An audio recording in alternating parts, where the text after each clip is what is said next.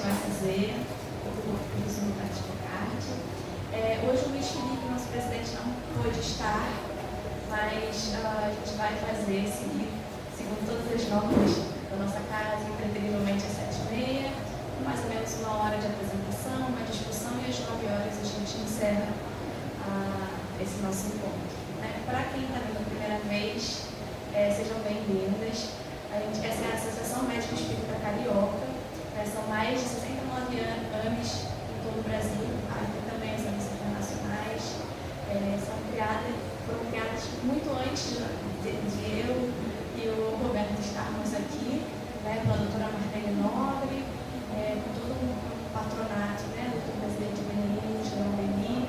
E nós estamos aqui como continuadores desse ideal médico espírita, que não é só dos médicos, mas todos os profissionais de saúde, todos nós. E por isso que é muito bom ter uma variedade de pessoas aqui assim, profissionais da saúde, não necessariamente médicos, mas também outras pessoas que não são da área da saúde, mas que compartilham conosco esse ideal. Então, para começar, vou fazer uma prece inicial para dar início a essa nossa reunião.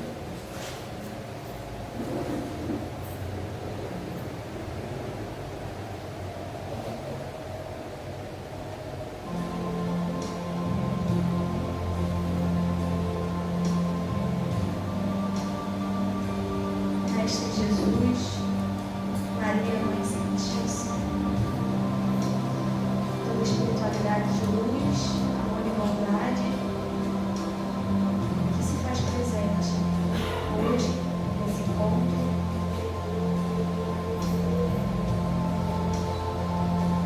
Todos os espíritos de luz e amor que formam a egrégora dessa nossa sede do movimento de amor ao próximo e também das anos. Possamos ter a intuição, o suporte, a força para dar prosseguimento nesse ideal que é de todos, nesse ideal criado no coração de Jesus, que olha para o ser humano com amor, fraternidade, entendendo que as nossas doenças, as nossas dores vão muito além do corpo físico. São dores, são doenças da alma, que só poderão ser curadas a partir do autoconhecimento dos espíritos eternos que somos. Mestre, que essa palestra de hoje possa ser um passo para as nossas mudanças pessoais e relacionais. Assim seja. Então, convido o professor Dr. Roberto Cocard, nosso vice-presidente, a realizar a palestra.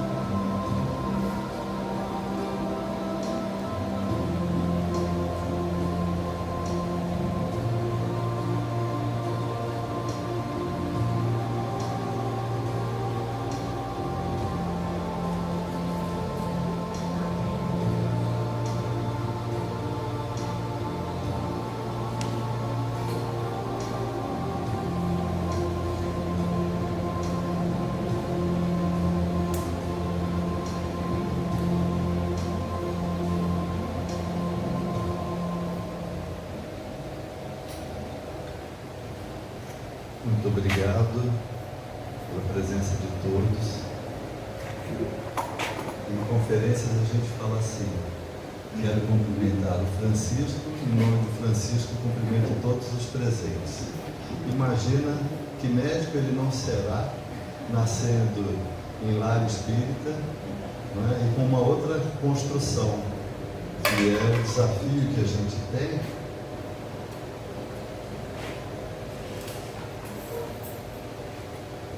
de transformar todo um conhecimento já disponível no plano espiritual em sintonia com o conhecimento que a gente tem na área médica.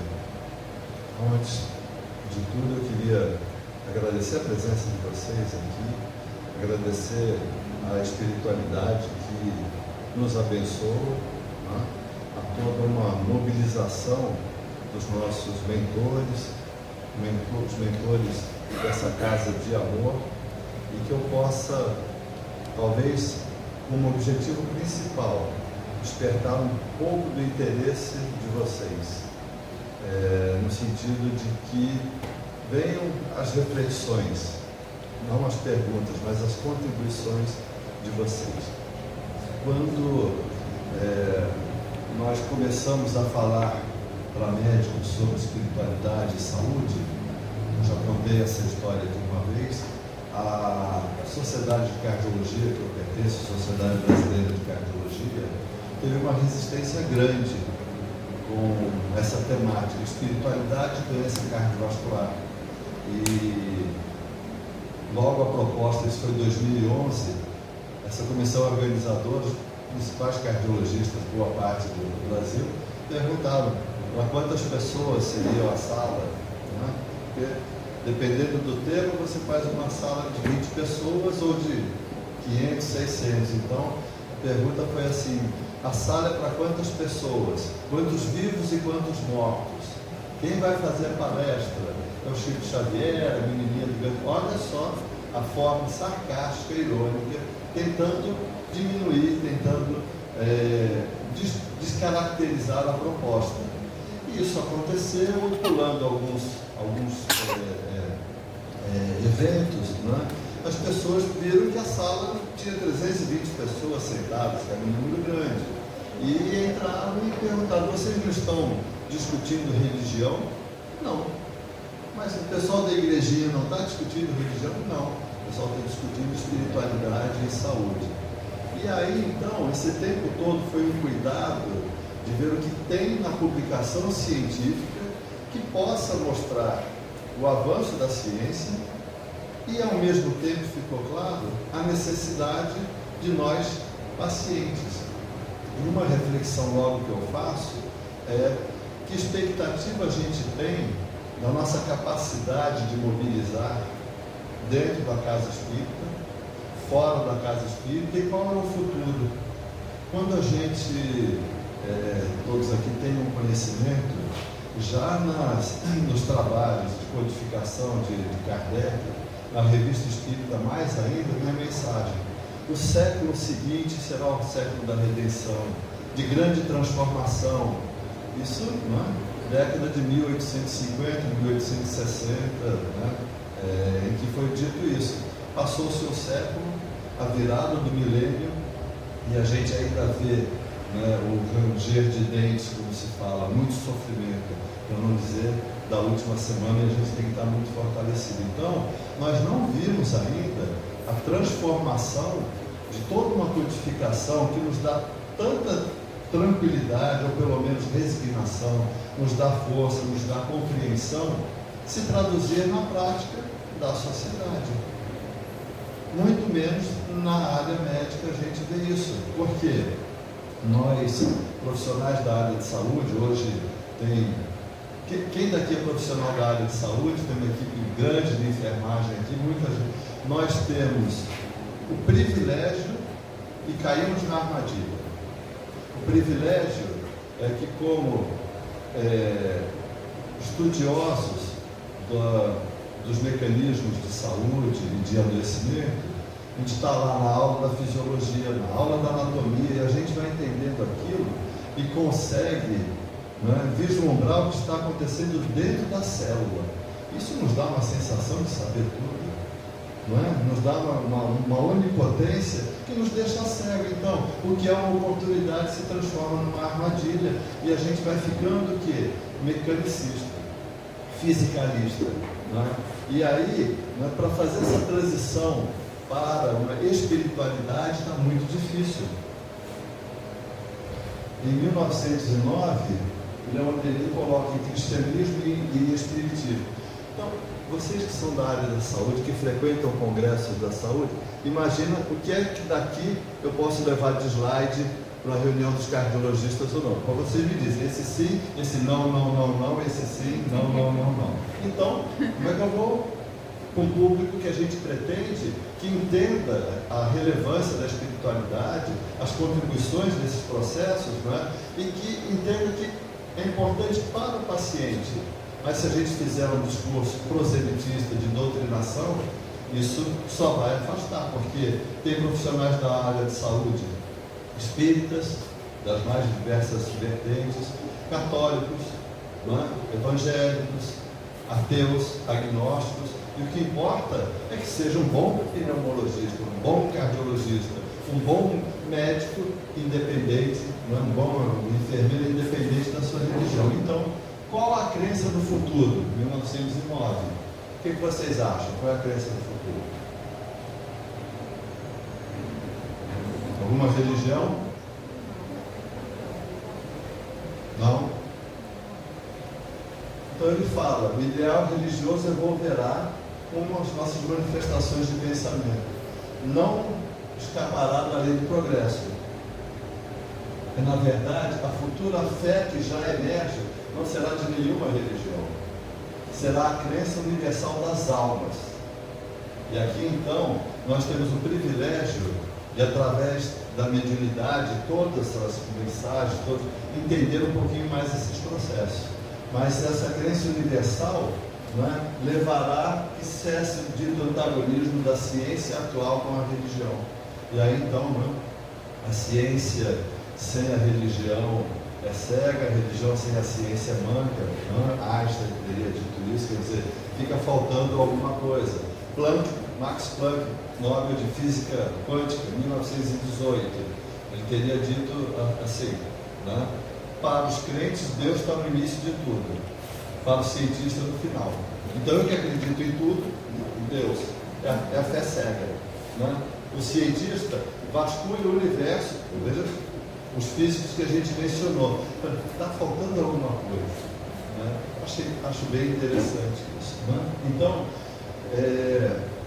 o que a gente tem observado, né, é cada vez mais um arcabouço, né, uma quantidade de informações da ciência que eu vou passar muito rápido.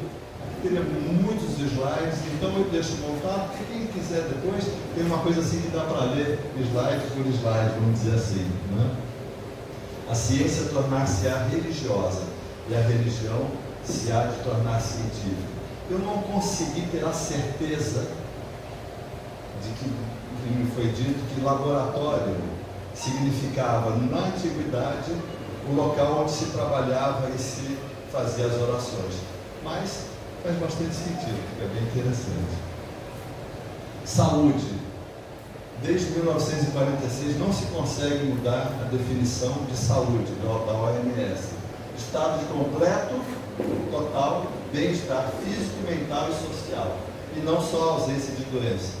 Então, aqui, que bom que não tem o espiritual aqui, que todos nós gostaríamos que tivesse, mas só ter um completo bem-estar físico, mental e social, quantos de nós hoje temos saúde plena? Né? Avançando um pouquinho, 1986, saúde é um recurso para o que a gente tem que fazer, não exatamente um objetivo de viver. Na definição, não foi colocada, não é, a palavra espiritual. Na definição de 4 dimensões do que seja o bem-estar, tem físico, social, mental e espiritual, que não é de natureza material, pertence ao reino de ideias, crenças, valores e éticas, na mente e na consciência, e que normalmente seriam valores nobres. Não é? Então, o bem-estar Mas ele traz o conceito de espiritual e aí fica mais abrangente para a gente poder entender um pouquinho isso. Aqui já uma outra representação de saúde, seja o físico, social, que é a comunidade, o emocional, o aspecto intelectual. Isso é importante. Nós precisamos crescer do ponto de vista de aprendizado, de sabedoria e de amor, que são as duas asas. Então, cada hora a gente está voando um pouquinho mais torto, porque se trabalha mais o aspecto humanístico ou o aspecto científico. E o espiritual aqui, nessa revista médica, ficou como amor, esperança, caridade, e é muito mais do que isso. Esse é um estudo de epidemiologia para saber o risco que as pessoas têm de infarto, de AVC. Então a gente sabe, tabagismo, diabetes, hipertensão, exercício, tipo de alimentação, mas 1/3 desse risco foi qualificado como psicossocial. Veja, não está dizendo que é espiritual, mas esse geral do psicossocial, chamando a atenção então para esse aspecto muito relevante, em que a gente faz um esforço para o controle do restante e essa área fica um pouco mais frágil.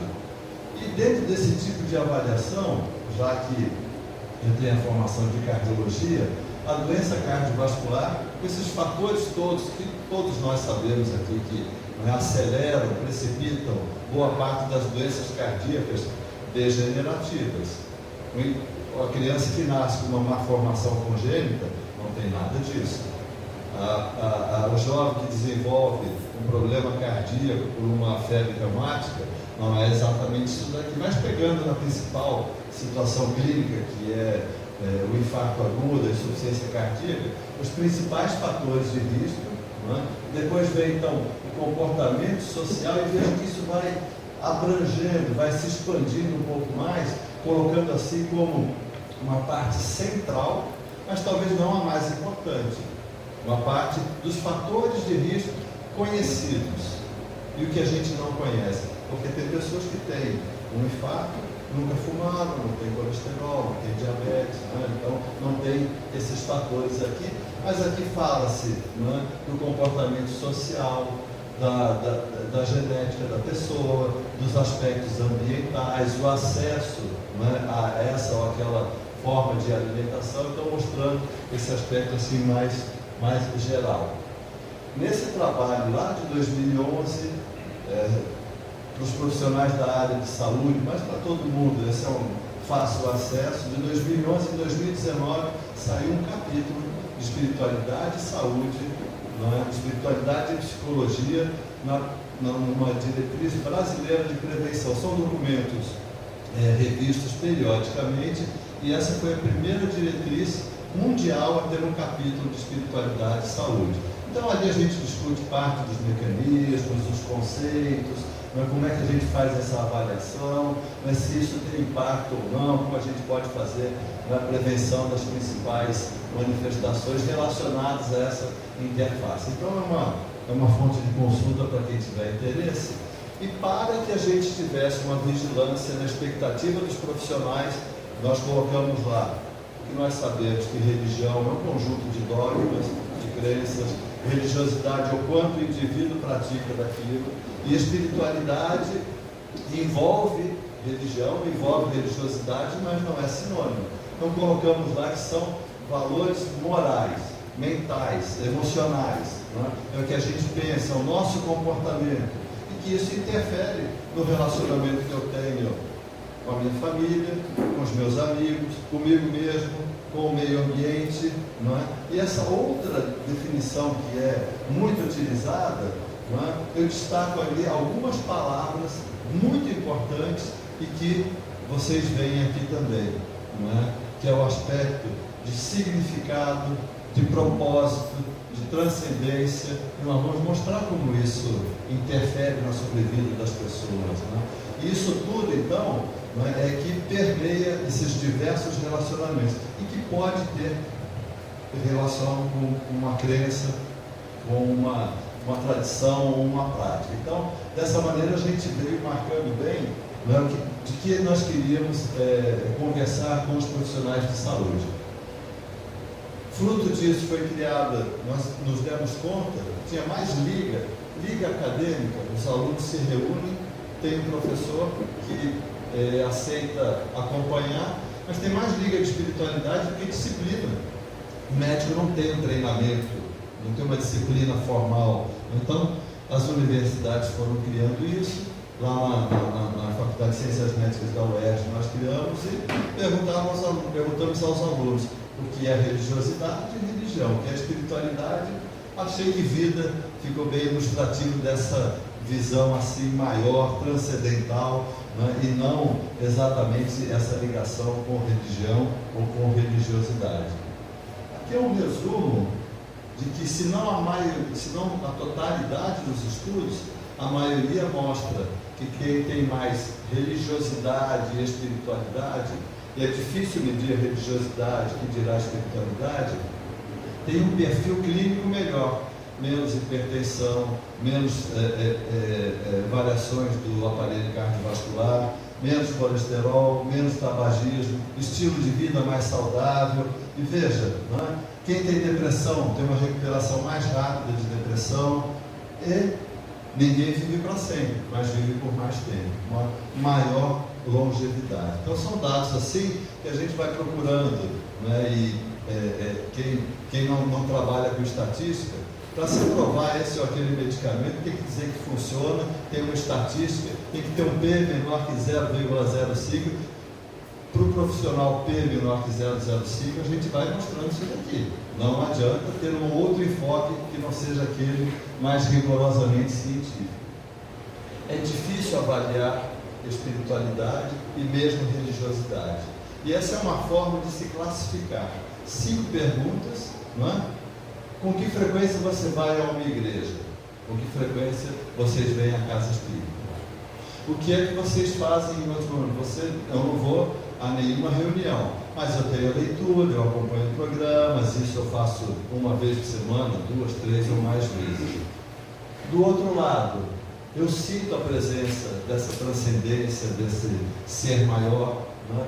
Isso está na minha maneira de viver, eu me esforço para seguir essa religião. Então, esse índice aqui, que é da Duke University, o palestrante que veio lá em 2012 foi Harold Kelly, que há mais de 20 anos tem esse centro de pesquisa em religião. Então, o Durrell, ele nos diz que se você vem à reunião, é uma religiosidade organizacional, ou não organizacional, se você tem a sua prática. E os outros são o quê? São os nossos valores.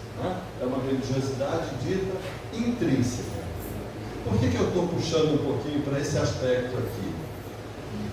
O grupo de Harvard, em Boston, faz um acompanhamento com enfermeiros por décadas. Então, uma quantidade de informações epidemiológicas, fantástico. Então, eles acompanhando assim, 80, 90, 100 mil enfermeiros, por 8, 10, 12 anos, eles mostraram que quanto maior a frequência religiosa, menor a mortalidade. Quanto maior a frequência religiosa, nada, ou mais do que uma vez por semana, menor a taxa de suicídio. 70 mil, 120 mil enfermeiros acompanhados aqui, por 10 anos, ou mais até. Ressalta-se que quem está ali, católico ou protestante, não deve ser trabalhado isso. Aqui não tem sentido buscar uma ou outra religião, porque isso não agrega. Então, veja, do ponto de vista epidemiológico, é uma informação muito grande. A gente não está testando alguma estratégia. A gente está dizendo se a pessoa vive mais ou melhor. A gente está dizendo se a pessoa está viva ou está morta. E nesse estudo aqui inicial, a gente pode destacar um pouquinho mais aqui, traduzindo para quem não é da área médica, são várias formas de você corrigir. Aqui a gente está analisando mortalidade. É uma referência de quem não faz nada, não vai nunca, quem vai mais do que uma vez por semana. Mostrando ali, então, que quem vai mais do que uma vez por semana tem aquela redução de 27% de mortalidade e da mesma forma por câncer, 20%. Então, é uma informação bem consistente. Por que acontece isso? Então, de uma maneira muito sumária, não é? Outras revisões mostram que religiosidade e espiritualidade têm um perfil cardiovascular melhor, padrão de inflamação, de reações imunológicas, nosso padrão metabólico, tudo isso funciona de uma maneira mais favorável.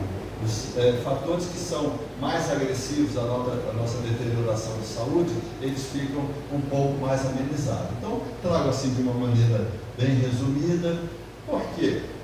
Por que religiosidade organizacional ou não organizacional?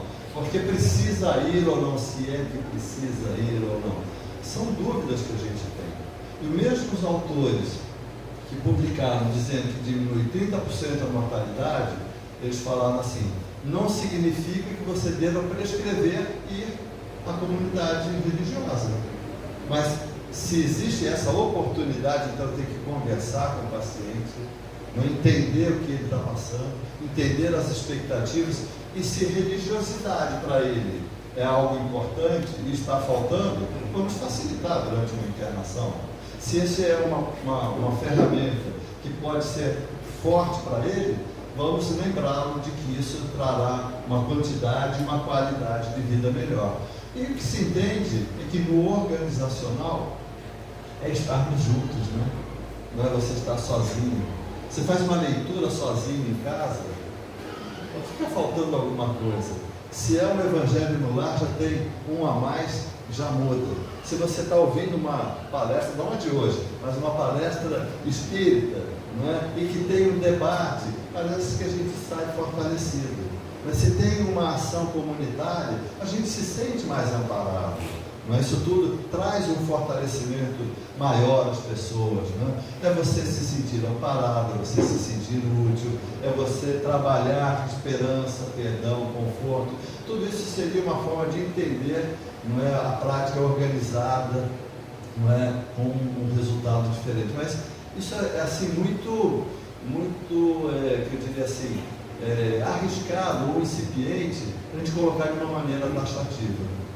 Porque assim, a religiosidade intrínseca aos meus valores, quanto que eles modificam ou não, depende da situação. Não é? Minha religiosidade não organizacional, da mesma maneira. E as grandes culturas que não têm algo como uma religião. Nós temos um colega do grupo, não é?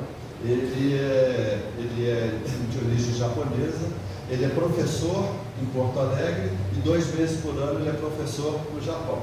Pessoa assim, fora de série. E lá não tem, não é, esse entendimento de religião como a gente tem aqui. Mas são outros valores. O que mais a gente poderia trazer, não é, mostrando isso? Eles têm, não é, na verdade, nós temos esse símbolo japonês, o Ikigai, que significa assim, a razão da vida, o sentido da vida. Então eles colocam o que você ama lá em cima, em que você é bom, o que você ganha, recebe e o que o mundo precisa. Dependendo de em que local eu esteja, eu posso estar fazendo algo muito importante, mas que eu não gosto. Posso estar recebendo muito bem, mas não estou satisfeito. Estou fazendo algo que eu sou bom, que eu gosto e que é importante.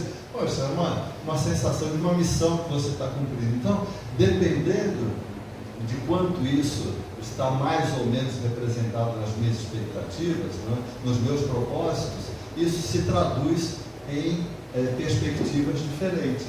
Uma outra forma de avaliar, então, está aqui. Né? Isso aplicado, 40 mil indivíduos acompanhados por 7 anos, as curvas lá, quem tem um alto senso de propósito, não é? Quando a gente analisa, não é, a sobrevida, comparado com quem não tem nenhum propósito. Então, não ter propósito aumentaria a mortalidade cardiovascular, mortalidade externa, mortalidade por câncer. Então veja, aqui não tem nada de religião, nem de religiosidade, mas não é espiritualidade isso, são valores que a gente tem. Né? Para ilustrar, essa é uma publicação de uma das principais sociedades de cardiologia, falando desse bem-estar psicológico, da saúde psicológica e essa conexão mente, coração e corpo. Veja que é difícil, fora da casa espírita, falar de um outro domínio espiritual. E é interessante, alguns abordam assim, né? Bom, mas o cérebro não é a mente, mas onde está a mente? A mente, ela pode não estar no cérebro, seria uma mente não local. Aí quando eu comecei a ler, eu falei, bom, mas aqui ele está descrevendo o espírito, quer dizer, é uma mente que não está no cérebro, mas não tem essa facilidade para a gente falar. Mas, dentro da busca dessas conexões, os principais desfechos cardiovasculares, AVC, hipertensão, infarto, piora 40%, 50%, 2 vezes mais, com a depressão, com a ansiedade, com o estresse, com o pessimismo, com raiva e hostilidade. E o oposto, se a gente tem os valores positivos, valor psicológico positivos, o otimismo, o senso de propósito, a felicidade, as técnicas de mindfulness, o bem-estar faz um efeito oposto. Então, aqui nos mostra assim, como é que a gente vai identificar isso? Como é que a gente vai chegar à conclusão que eu preciso de um suporte porque eu tenho muita raiva? Como é que um profissional da saúde faz esse rastreamento simples? Porque um rastreamento mais complexo, como é que você vai aplicar no dia a dia, hoje numa cultura de consultas de 10 minutos, 15 minutos, não é como frequentemente todos vocês passam aqui por esse tipo de consulta. Nesses valores todos, esse é o gráfico daquele profissional, daquele professor, em que então ele coloca assim, lá na frente, a saúde e a doença, será que a religiosidade e a espiritualidade vão interferir? Então, o entendimento de que esse aspecto religioso, a crença em Deus, participação em comunidade, seus valores teológicos, fé, esperança, como você enfrenta, se você tem essas participação de reuniões, que dificuldades, enfrentamentos você já fez, isso tudo teria uma ação sobre virtudes humanas. Olha como eles colocaram, virtudes humanas. Perdão, honestidade, altruísmo, humildade, gratidão. Não é necessário que a pessoa seja religiosa para que ela seja honesta, para que ela tenha altruísmo, para que ela seja grata. Eu posso imaginar que a religião mobilize isso, me ajude a entender um pouco mais, Mas aqui são chamados também valores seculares. A humanidade, embora esteja uma semana um pouco difícil, mas a humanidade vem mudando seus valores ao longo dos séculos para melhor, como uma evolução da humanidade, uma leitura mais, vamos dizer assim, mais imediata, sem os aspectos transcendentais. Isso tudo, então, se fosse a genética, a personalidade, as escolhas de vida geram emoções positivas ou negativas, as conexões sociais e as modificações daqueles fatores de doença cardiovascular aqui no caso. Então, com esse quadro aqui, fiquei pensando assim, são os valores seculares. Isso é importante. Essa parte científica, mesmo para quem não entende que isso seja suficiente para se dedicar a estudar um pouco mais, a gente fala assim, mesmo que eu não acredite em nada disso, que eu não veja um profissional da saúde como algo consistente, mas olha o que os pacientes esperam, a crença que eles têm, universal em Deus, o pertencimento a algum grupo religioso, 2/3 acham que o médico deve abordar a espiritualidade, 74% confia no médico que aborda a espiritualidade. Quando se faz esse questionário com os profissionais da saúde, dá a mesma coisa. Todo mundo acha importante, mas menos de 1/4 faz uma anamnese do estado espiritual. E menos de 20% encaminha com suporte espiritual quando vê uma necessidade. Então veja que é uma defasagem muito grande da expectativa. Só isso daqui já reforça que o profissional de saúde tem que estar fazendo as perguntas para os pacientes, do que é importante para ele, que dá esperança, se tem alguma prática. As situações se repetem. O paciente com profundo sofrimento, foi interessante, teve uma mesa redonda, o colega participou da mesa, quando ele chegou no hospital, ele foi conversar com o paciente usando morfina regular e tudo, se ele queria alguma coisa, queria muito que meu pastor viesse. Combinou com a hotelaria no dia seguinte. estava o pastor lá dando um suporte a mais. Então, as situações elas são muito frequentes e a gente não pergunta. Eu coordeno uma unidade de terapia intensiva no Pedro Ernesto e a gente lá agora tem programa de transplante. Quem pode transplantar ou não são pacientes não idosos, com doença cardíaca avançada, com múltiplas internações, que já foi dito que talvez precise e que talvez seja possível um transplante. Olha que sofrimento. Aí um dia eu chego na unidade, hoje o fulano vai se batizar. Eu falei, como é que é? Então nós estamos com um paciente aqui há 3 meses, nós nunca soubemos que ele tinha essa necessidade, que ele tinha essa demanda. Por quê?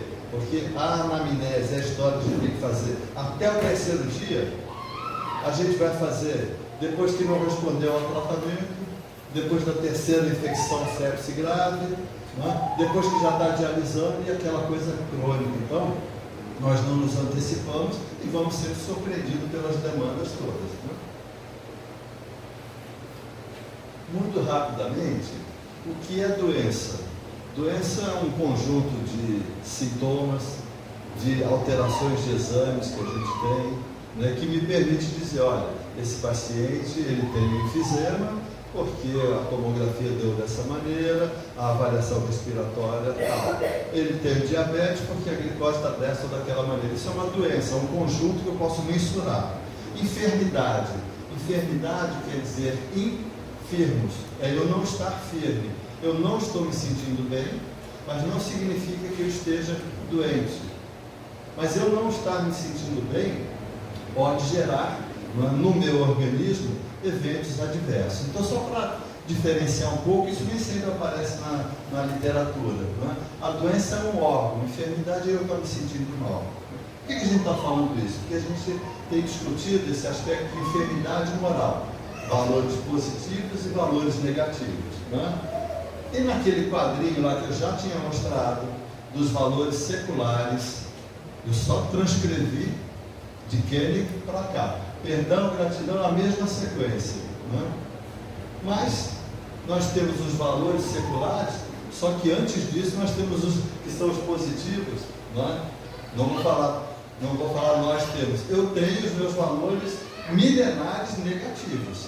Tá certo? Porque nós sabemos aqui, fica fácil de entender, nossa evolução enquanto seres imortais e o que a gente está passando aqui. Então, nós temos muito mais dos valores milenares negativos e depois eu queria ouvir se vocês concordam.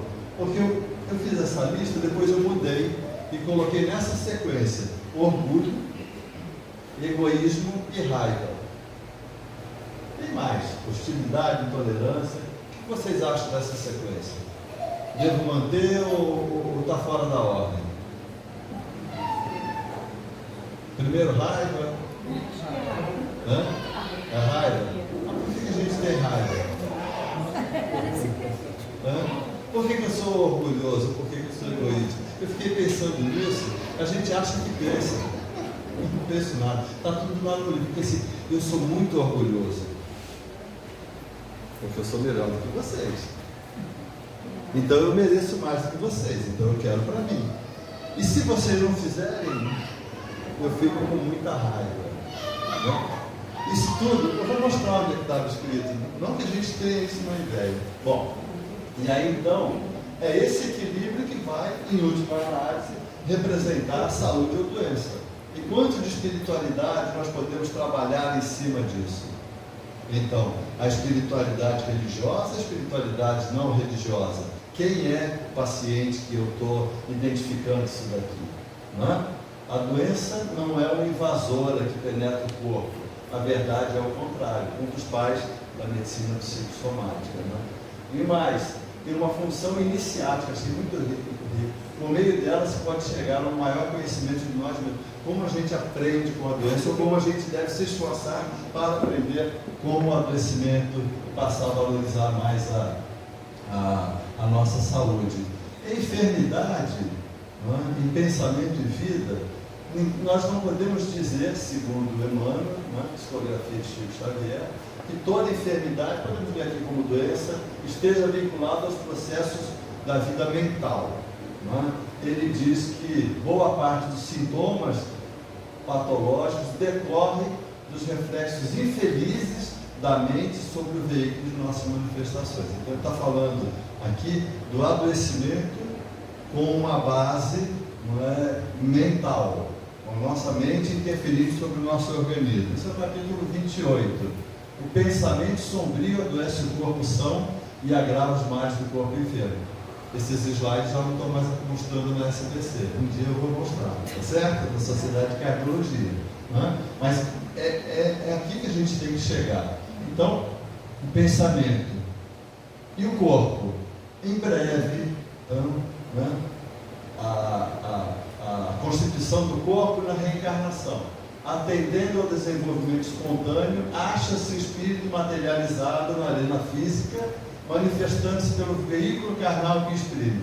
Ele fala, né, aqui da natureza eletromagnética, dos bilhões de células, tudo sob o comando de um único diretor, a mente. O que é a mente? O espelho da vida. Aí o capítulo 1. Se diz que pensamento e vida é uma cartilha, é um manual, não é, de reencarnação, que a gente lê ou deveria ler antes de reencarnar para a sequência. Então, o espelho da vida. A mente é o espelho da vida em toda parte.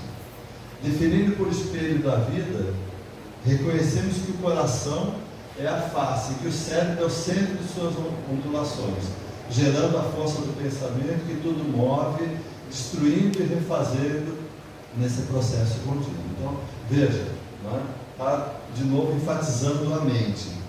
E depois, ele descreve como a nossa mente é organizada. Faz uma comparação como se fosse um departamento, um escritório. Departamento do desejo, departamento da inteligência, departamento da imaginação, departamento da memória. Acima de tudo, todos eles, porém, surge o gabinete da vontade. A vontade é a gerência esclarecida e vigilante, governando todos os setores da ação mental. E lembrar que desejo é ter vontade de fazer alguma coisa, e vontade é se dispor e procurar fazer alguma coisa. Então, esse processo mental, ele tem que estar permanentemente ativo para que a gente tenha uma construção, tenha um proceder em que a gente está efetivamente participando da nossa construção. Então, acho bastante interessante, né, esse aspecto assim, de vários departamentos e quem é que está governando isso tudo, que é a vontade. Por que eu estou indo até esse aspecto? Porque na medicina, a gente consegue entender uma série de doenças pela genética. A expectativa era que, quando se identificasse a genética toda, uma boa parte dos problemas deixariam de existir. O que se concluiu é que a genética nossa e de outros animais é praticamente a mesma. A diferença genética ela é mínima para explicar tanta diferença biológica que nós temos, e em especial de comportamento. Então, o que é que falta? Como é que a genética não alterada gera doenças tão diferentes? Algumas a gente sabe que são doenças genéticas. Síndrome de Down, trissomia 21, a gente sabe. Mas outras não têm essa explicação. E é interessante, André Luiz e Missionários da Luz, e aqui sim, a gente fica tentando buscar onde pesquisar. É só ler, a sequência de Nosso Lar e os livros. Quem quiser fazer protocolo de pesquisa está ali, É só a gente ler, e é interessante, cada vez que a gente reler, vai entender um pouquinho mais, Então, ele está perguntando sobre essa preparação de reencarnação, Então, ele está no departamento, no setor de planejamento, e vê as pessoas passando ali com os mapas, com os programas de reencarnação. E aí ele pergunta, e a lei da hereditariedade? E a genética? Como é que fica isso? Funciona como inalienável domínio sobre todos os seres em evolução, mas sofre naturalmente a influência de todos aqueles que alcançam qualidades superiores ao ambiente geral. Então, tem uma genética, mas por trás disso tem ação e reação, né? Tem a lesão espiritual, perispiritual e a repercussão sobre o organismo. E aqui é um dos exemplos, né, que ele nos traz. A Anacleta, né, muito devotada, mas viciava o afeto da mãe com excesso de meiguice desarrazoada. Então, né, ela estava em processo de reencarnação, não é? E demorou 30 anos para ela conseguir essa autorização. E a experiência ser-lhe-á bem dura, porque 2 dos rapazes deverão regressar na condição de paralíticos, um na qualidade de débil mental. Para auxiliá-la na viuvez precoce, terá tão somente a filha, que por si mesma será também portadora de prementes necessidades de retificação. Então veja, não tinha nada genético aqui, em tudo que estava vindo cercado. Por isso que a gente não entende, não é, muitas das doenças sobre uma avaliação física, química, biológica. Não é? E mais, não é? Ela ainda falou, prefiro a fealdade corpórea. Olha, eu vou com isso tudo e ainda não me deixe passar pela prova da beleza. A prova da beleza é mais difícil do que da fealdade. A prova da riqueza é mais difícil do que a prova da pobreza. Né? Então, veja, o Espírito pediu, não é, que fosse ajudado não tendo uma tentação a mais. Aqui é uma outra situação em que o indivíduo que tinha cometido alguns crimes, depois de 100 anos, ele estaria voltando onde, não é, ele lesionou uma pessoa com um problema de intestino a vida toda, não é, com aquele sofrimento. Sabe que vendo esse tipo de situação? Tinha um paciente, ele tinha tido um tumor de esôfago e operado há muitos anos. Uma cirurgia que talvez 20 ou 30 anos já era complexa e deixou sequelas. Ele internou, não é, com problema de broncoaspiração, infecção pulmonar de repetição por conta da dificuldade de deglutição.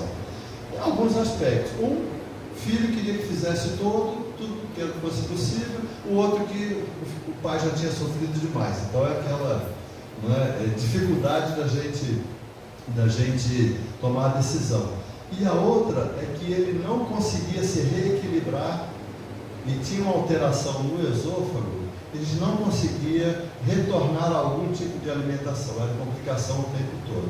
E internado há muito tempo, esse conflito todo, não é? Ele em alguns momentos assim de mais agitação, ou que a gente chama de delírio, não é? E um dia ele falou assim, mas Roberto, fulano me obrigou a tomar uma gasolina ou alguma coisa que eu não sei como foi aquilo. Eu precisei partir para a agressão para cima dele. Era um senhor de 80 anos, dócil, uma educação, um lorde, né, falando aquilo tudo. Eu fiquei, bebida tóxica, isso tudo. Eu só consigo imaginar como tendo sido, não é, um autoextermínio, né, ingerindo alguma coisa e que depois então veio nessa...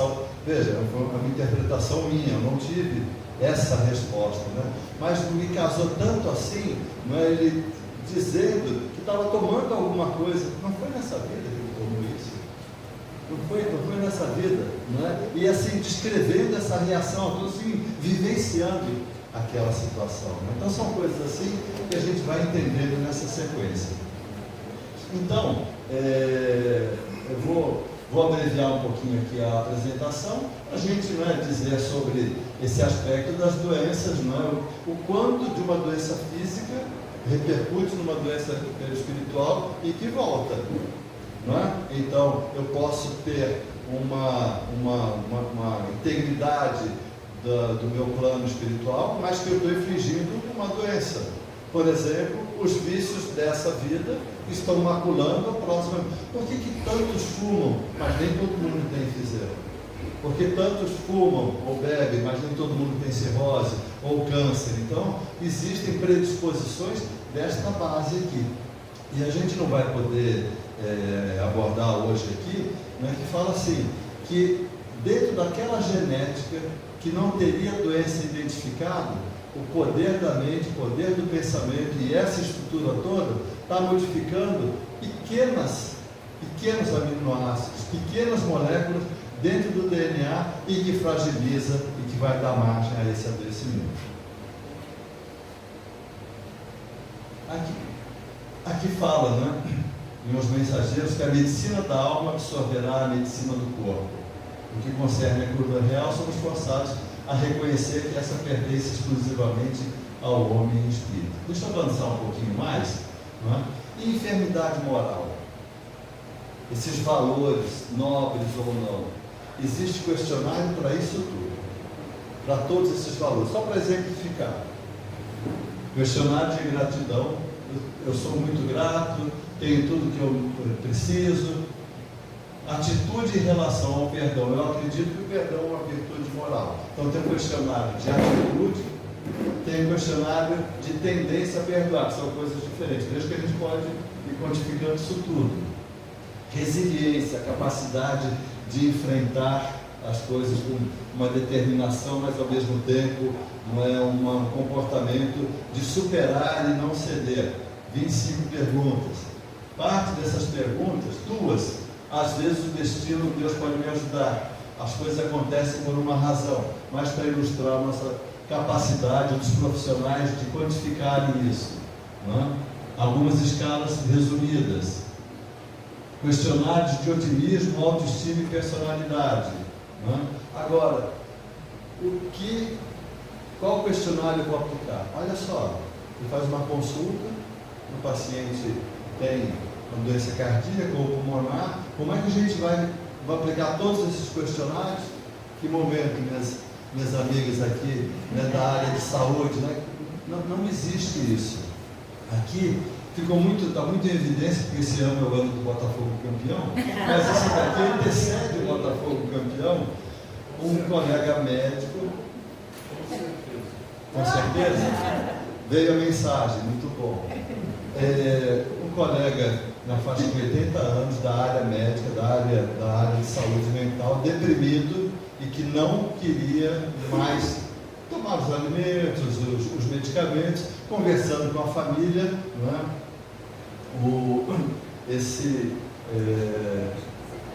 Faltou o nome agora. Esse era o animal de estimação, se levou o animal de estimação. Esses olhos que se tocam aqui, é impressionante, não é? A comunicação, não é? Que tem e a mudança de comportamento. Agora, aqui é mais para ilustrar assim, que suporte espiritual o paciente está precisando. Quem vai fazer esse suporte? Não é? É o profissional da área de saúde?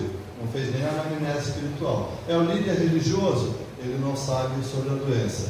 É um terapeuta, é um psicólogo, é um psiquiatra? Não, psiquiatra não tem jeito para todo mundo. Então, né, isso impõe que a gente vá em busca dessas informações e vá poder direcionar sempre com a nossa participação. Né? E para encerrar, né, veja, esse é um quadro de uma publicação falando sobre cuidados paliativos. Não tem nada assim de religião, mas para que a gente vá buscar junto do paciente o que é que possa ser aplicável para ele, que possa ser uma forma de um enfrentamento, um fortalecimento a mais. A meditação, as orações, a leitura. Eu destaquei voluntariado e caridade. Né? Veja, aqui para o Tchaikovsky, que é uma referência mundial. Perdão, gratidão e bondade, modelos espirituais, apreciando a sacralidade da vida. Então, eu preciso entender de onde o paciente vai tirar a sua força. Naquele documento lá em 19, nós colocamos assim, que é razoável, não é, fortalecer técnicas, não é, de perdão, de gratidão e de resiliência. E aqui eu vou passar rápido, mas vai ficar depois para quem quiser consultar. Não é? Aqui a gente vai se valer então de Joana de Ângeles. Não é? O que fazer em primeiro lugar? Agora é para mim. Não é? Antes de tudo, perdão. Concilia-te depressa do teu aniversário enquanto estás no caminho. Ela vai desenvolver então isso de uma maneira muito rica pelo aspecto psicológico, e quando a gente consegue perdoar, não é? Isso melhora o sistema imunológico, melhora a pressão arterial, melhora os parâmetros inflamatórios. Não é? Isso faz com que um aspecto negativo de estar pensando, porque é saudável pensar no que eu preciso fazer. mas eu ficar voltando na chamada ruminação, aquilo que não sai de mim, isso é péssimo para a saúde. Então, o perdão evita isso. E o perdão não é com significado real, não um perdão da conveniência, não, olha, ok, então está tudo bem, ficou tudo bem. Não é? Perdoar é fácil, difícil é esquecer. Eu achei que isso fizesse sentido, isso era um engodo. Porque a gente esquece porque o Alzheimer veio. Mas assim que eu vejo meu adversário, eu vou vivenciar aquilo tudo de novo. Então, existia um problema, a pessoa tinha um motivo para ter me tratado daquela forma, já ficou mais fácil eu perdoar. No lugar dela, ela teria feito pior ainda. Então é melhor eu perdoar. Se nada disso se justifica, é a superação, é a transformação, não é, de um evento doloroso, não é, em valores nobres, em valores morais, evitar o risco de uma pseudo-reconciliação. Para gratidão, você está um hábito de registrar tudo que você é grato, assim como, não é, Santo Agostinho recomendava toda noite você repensar tudo que aconteceu durante o dia. Não é? Uma palavrinha final sobre raiva e hostilidade. Não é?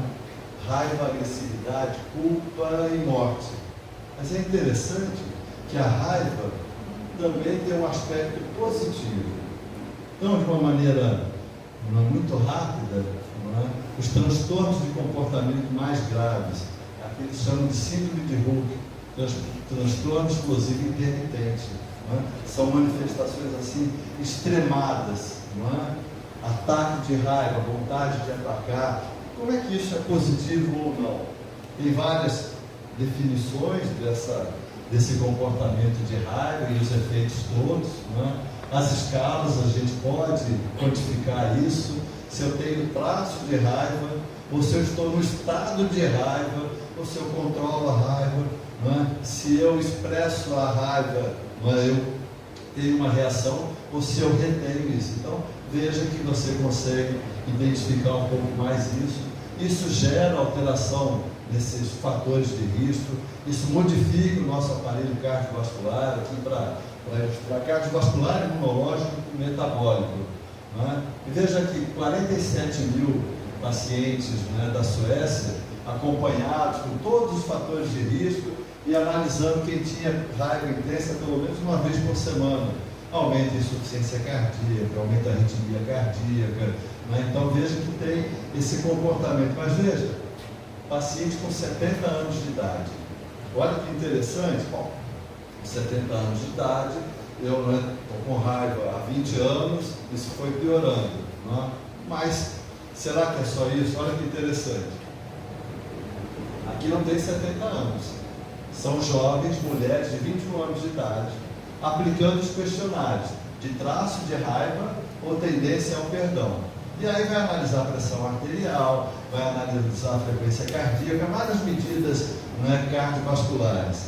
E quem tem mais raiva tem um padrão hemodinâmico circulatório pior. Quem tem tendência ao perdão tem um padrão circulatório melhor. Então, aquela raiva que está matando de insuficiência cardíaca aos 70 anos, ela já está presente, o traço, a reação, aos 20 anos de idade. Não tem ainda doença nenhuma. Mas a pergunta é, esse traço de raiva, então, vem de onde? O que é que está determinando essas alterações que, em última análise, é que vai levar ao processo de adoecimento? E aí, então, a gente pode se valer da codificação. O orgulho, julgar-se melhor do que é. Aqui, cólera ou raiva, eu achei que, né, eram sinônimos para o que a gente poderia falar agora. Irritação fácil, a cólera nada resolve, altera a saúde, compromete a vida, é a sua primeira vítima. Vou passar um pouco rápido porque eu preciso ouvir vocês. O egoísmo, por sua vez, se origina do orgulho. Então estava certo, Kardec passou o gabarito. Eu, por orgulho, eu sou egoísta. O egoísmo e o orgulho nascem no sentimento natural, é o instinto de conservação. Olha só, em Lei do Progresso tem instinto de conservação. Então, eu ser orgulhoso em determinado momento da minha escalada espiritual, né, significa eu fortalecer a minha sobrevivência. Né? contido em justos limites, aquele sentimento é bom em si mesmo. A exageração, ou exagero, né, é o que o torna mal e pernicioso. Aqui André Luiz, a cólera, né, só agrava, complica, né, prejudica todas as nossas reações.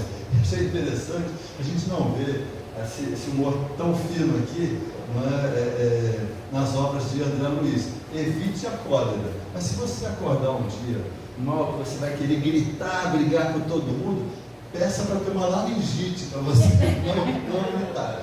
Né? Antes que o flagelo se instale na sua cabeça e na sua voz, comece o dia rogando a divindade bondade, da divina bondade, o socorro providencial de uma laringite. Para a gente não cair na tentação, quer dizer, sufocar aquilo. Né? E Joana de Ângeles, ela faz um relato aqui muito bom. Depois vocês peguem o livro ou então leiam, né? Raiva, o sentimento que se exterioriza toda vez que o ego sente-se ferido. É inerente a todos os animais, é um mecanismo de defesa do instinto de conservação da vida. No ser humano, é um transtorno que obscurece a razão e perturba. A gente com raiva, a gente perde a coerência das coisas. Né? A gente não consegue pensar, a gente age por impulso, né? Produz danos emocionais de pequeno ou grande alcance, depende da gravidade. Né? O ser humano, olha só, o animal perseguido ou esfaimado ataca, se acalma, ele conseguiu. Nós não.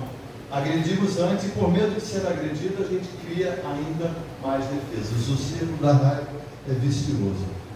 E por aqui vai, na explicação dela, falando, das pequenas frustrações, os problemas familiares, a amargura que a gente vai acumulando. Menciona o exemplo da teimosia da criança, intolerância do adulto, que isso gera conflito, omissão, abandono parental, a timidez é um refúgio da raiva, então o indivíduo se segura, mas ele está ali com a raiva, e a raiva não expressa leva a desalento e intranquilidade, infelicidade e depressão. E de uma maneira então que coaduna, com uma parte, dá para a gente entender pelas nossas avaliações científicas, mas a natureza espiritual da raiva, originária de uma existência prévia nossa, elas surgiram como imposição de sentimentos de opressão e de desrespeito aos direitos alheios. Então eu estou trazendo aquele senso de superioridade em que eu tenho mais direitos e que o próximo não tem direito, e eu não tolero isso. Inconsciente impõe falsa tese no mundo hostil. Então eu acho que todos vocês estão contra mim porque não estão atendendo ao meu orgulho, e aí eu gero a raiva. E na existência atual são os conflitos, do berço até o túmulo. A raiva tem o condão infeliz de envelhecer o sentimento da criatura humana. Então aqui são várias dessas contribuições. A área da saúde mental tem as terapias para o controle da raiva, técnicas de respiração, uma série de sugestões para você ir modulando isso e refazendo, reanalisar. Se você volta a ter raiva, não significa que isso não está dando certo, mas que você tem que insistir nisso. E aí então, voltando a Joana de Ângeles, a evolução do ser humano é perfeitamente normal. Então, adiar decisões, pensar duas vezes, boa leitura, bioenergia, vibrações, essas sugestões assim que vão levando a um aprimoramento nosso. E fora da doutrina espírita, esse é o neto de Mahatma Gandhi, esse livro é A Virtude da Raiva. Toda humanidade